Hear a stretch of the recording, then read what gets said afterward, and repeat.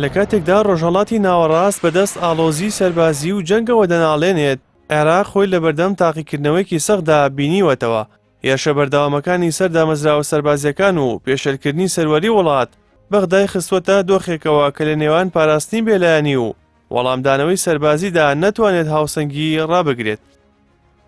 یەکێک لە مەترسیدارترین پێشاتەکان هێرشی ئاسمانی بۆ سەر بنکەی تەندروستی و بەشی ئاوەدانکردنەوەی سەربازی حەبانیە بوو. وەزارەتی بەرگری عێراق ڕایگەیاند لەم پەلامارەدا کە بە بوردمانی فڕۆکە و تۆپی قورس ئەنجام درا، 7 سەرباز کوژان و 13 دیکەش بریندار بوون. وەزارەتەکەم کاری بە تاوانی جەنگ وەسف کرد، چونکە دامەزراوە پزیشکەکان بەپێی یاسا نێودەوڵەتیەکان پارێزبەندیان هەیە.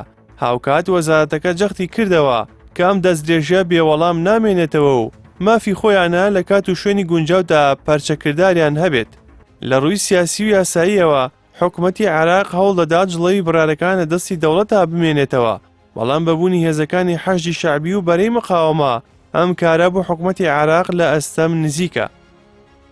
ئەمە لە کاتێکدا چوارچێوەی هەمانگی لە کۆبوونەوەیەکی نائاساییدا بە ئەمەدەبوونی سەرۆکی ئەنجومەنی باڵای دادوەری و سەرۆکی حەشتی شەعبی جەختیان کردەوە کە بڕیاری شەڕ و ئاشتی تەنها مافی دەوڵەتە. فایق زێدان سەرۆکی ئەنجومەنی باڵای دادوەری کە ئامادەی کۆبوونەوەی چوارچێوەی هەماهەنگی بووە، میکانیزمە دەستوریەکانی ڕاگەاندنی حاڵەتی جەنگی بۆ لایەنەکان ڕوون کردوێتەوە و هۆشداری داوە کە ڕێکاری یاسایی توند بەرامبەر هەر لایەنێک دەگیرێتە بەر کە هێرش بکاتە سەر نێردە دیبلۆماسیەکان و دامەزراوەکانی دەوڵەت. لەسەر ئاستی جێبەجێکردن محەممەد شیاح سوودانی فەرماندەی گشتی هێزە چەکدارەکان سەرۆکایەتی کۆبوونەوەیەکی بەپەلەی ئەنجومەنی ویزاری ئاسایشی نیشتیمانی کردو.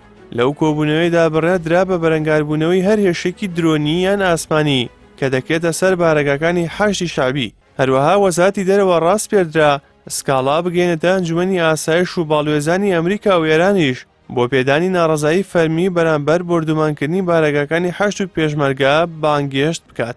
لەلایەکی دیکەوە کە تایبی حیزبوڵڵا گومان دەخەنە سەر دامەزراوە ئەمنیەکان و بانگەشەی ئەوە دەکەن کە دەستگای هەواڵگری دزەی تێکراوە. ئەوان ئەفسەرە کوردەکان بەوە تۆمەتبار دەکەن کە لەلایەن مۆسادەوە ئاراستە دەکرێن و داوای بەشداری تیمێکی خۆیان لە لێکۆڵینەوەکاندا دەکەن کە تایب هۆشداری داوەتە ئەمریکا کە ئەگەر ناوچە نیشتەجێبەکان بکرێنە ئامانج ئەوە بە توندی وەڵامیان دەبێت. هاوکات سەرۆکایەتی ئەنجومەنی نوێنەرانی عێراق هاتوۆتە دەنگ و داوای دوورخستنەوەی وڵات لە جەنگ دەکات. ئەنجومەنی نوێنەرانی عێراق جەختی لەسەر پێویستی هەڵوێستێکی نیشتیمانی یەکگرتوو کردووەتەوە بۆ پاراستنی یەک ڕیزی لە بەردەم ئەم ئاڵنگاریانەدا.